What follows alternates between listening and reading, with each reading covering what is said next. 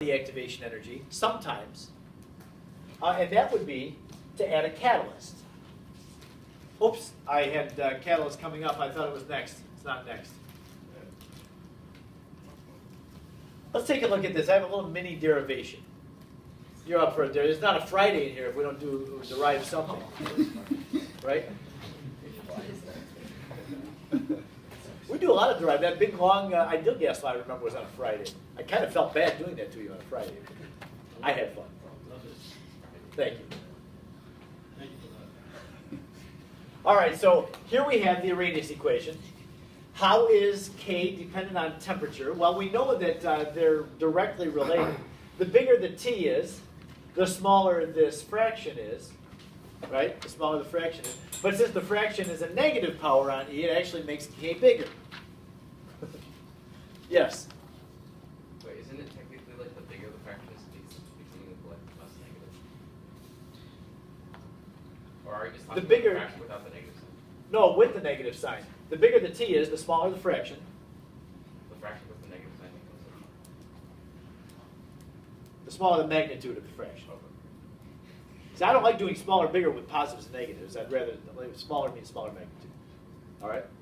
Yep. Because it's a negative smaller number means that K is going to be bigger. Anyway, if you increase T, you're going to increase the K value, is what this says mathematically. All right, well, let's see if we can play with this some and take the natural log of both sides of that equation. You can do that, right? Natural log of K on the left equals, over here, the natural log of the other side is ln of e to the negative EA over RT. And we know that when you have two things being multiplied by each other that you're taking the log of, that we can expand it. And it's going to be natural log of A plus natural log of E to the negative EA over RT. There's nothing we can do with this. A is some constant value, and so it's just going to be ln of A. But over here, oh, that's kind of interesting. What is the natural log of E to a power? It's the power, right. The natural log of E just kind of goes away. Because natural log of E is just 1. They're inverse functions. All right, so that means this. ln of K equals ln of A. You know what, if it's okay with you, I'm going to take these two and switch places. You okay with that? Yeah. I'll put the natural log of A at the end. So that means this, negative EA over RT plus ln of A. Because this term is negative right there. You have it. All right, so that means, go ahead. This is probably going to look familiar. At the end of last chapter, in fact, it was Mr. Hemmel had to do that lesson in here. It looked a lot like this. When we were comparing the equilibrium constant K to the temperature, we wound up with ln of equilibrium K versus 1 over temperature. We have the same thing here. The same exact thing. So it turns out that if we plot these values, this term right here could be y. 1 over t, I'm circling like nothing up there, it's a 1. That's our x value. And so therefore, this term right here, negative EA over R, is the slope.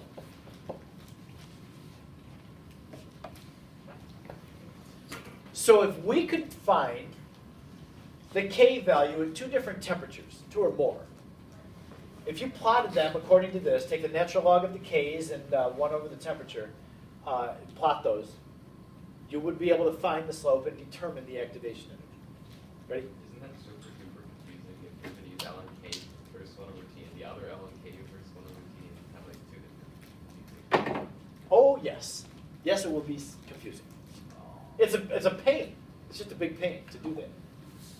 So I have a way that we can remedy that.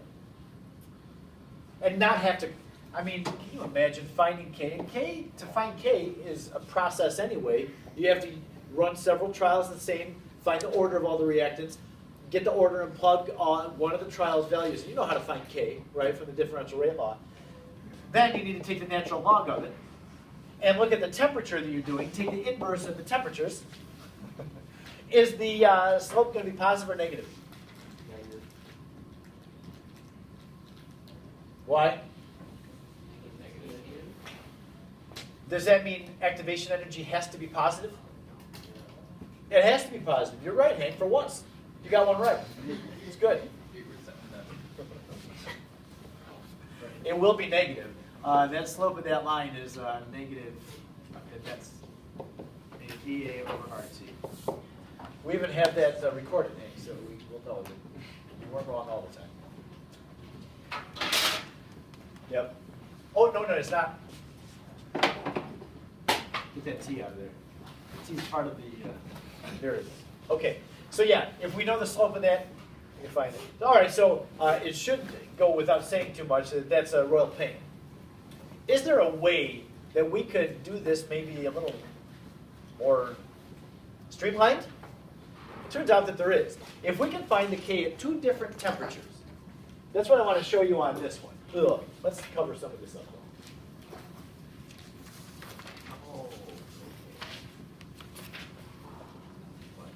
I just want to do, you know what, let me just do this at first.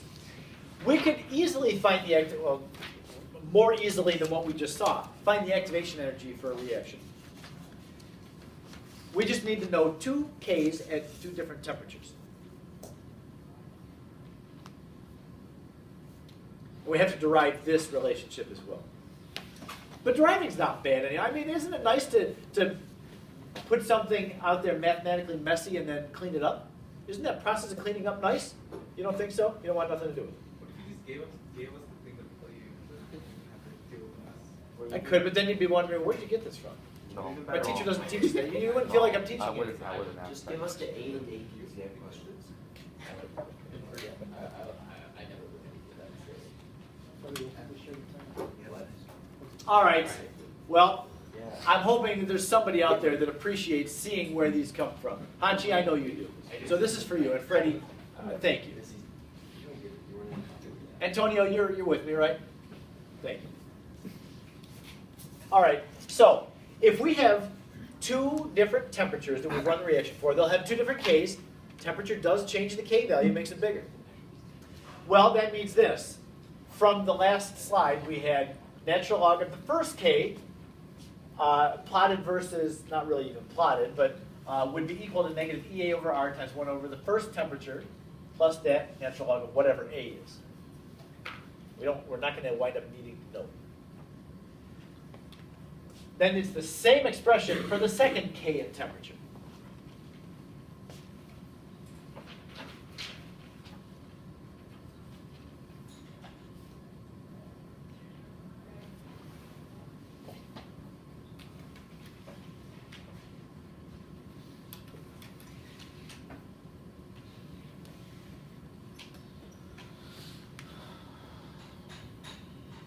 And what I'm going to do is I'm going to have you subtract the natural log of this minus the natural log of this.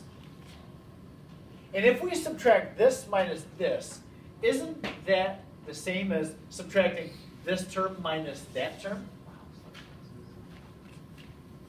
Okay, that's the messy part. That's what I'm saying here, subtract that term minus that. Okay, fine. So that's equal to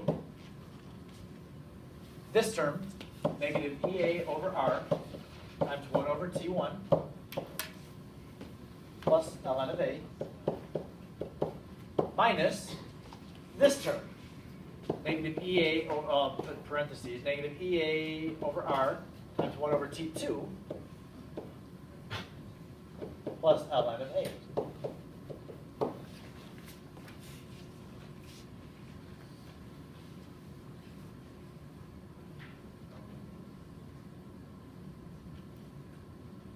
What about it? LNA cancels. Yeah, you see the ln A cancels? That minus that. All right, so that's good. We can do that. And at this point, I'm going to take the left side, ln of K1 minus ln of K2. Let's put those together. That would be ln of K1 over K2. Yeah? On the right side. All right, we're in cleanup mode now. What can we do with that? I have minus and negative. Do you like minus negatives? Let's make it positive. And if it's okay, because this term, the first term is negative. How about we turn those around, because that's positive, that's negative. I'll take that minus that. Can we factor- We cool? Can we factor that stuff too? Yes, we can. I'm going to do that in 2 steps, though. I'd rather. So, not negative. EA over R times 1 over T, 2, right? Remember, I took that term, made it positive, put it out here. Minus EA over R, 1 over T1, like that. Now let's factor. That term is the same as that term.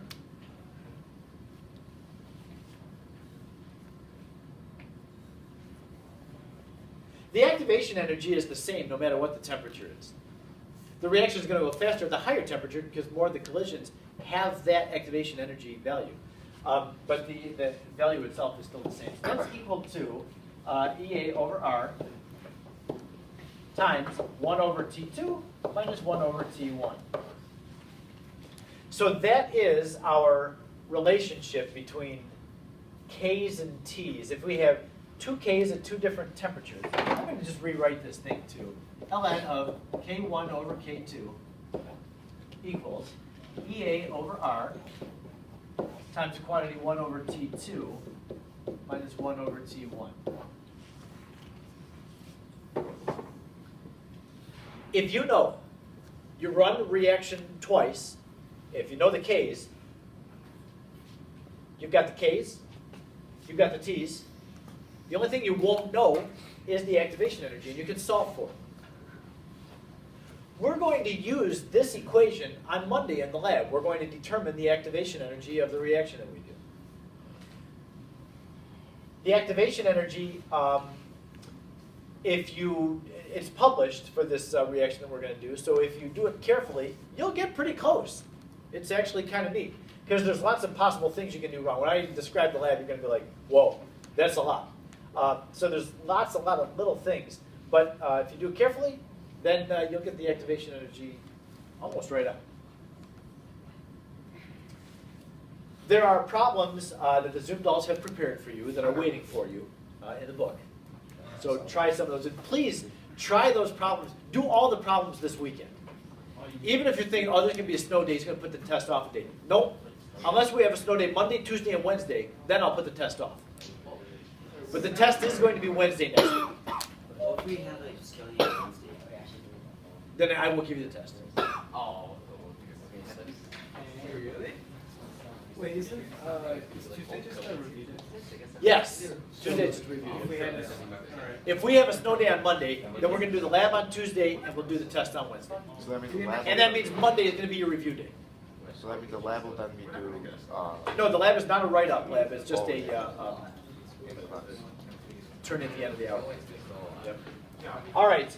Now, this is where I was talking about catalysts and how a catalyst will lower the activation energy.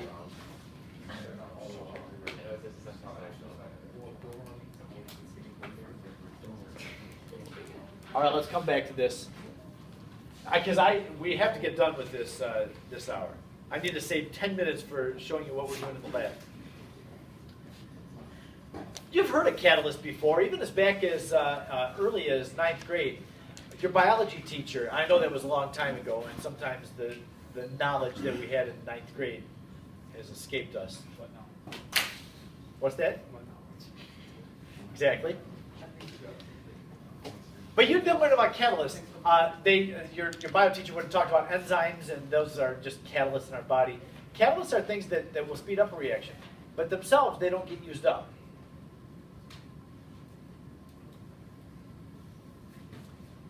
And the way catalysts work is that they lower the activation energy.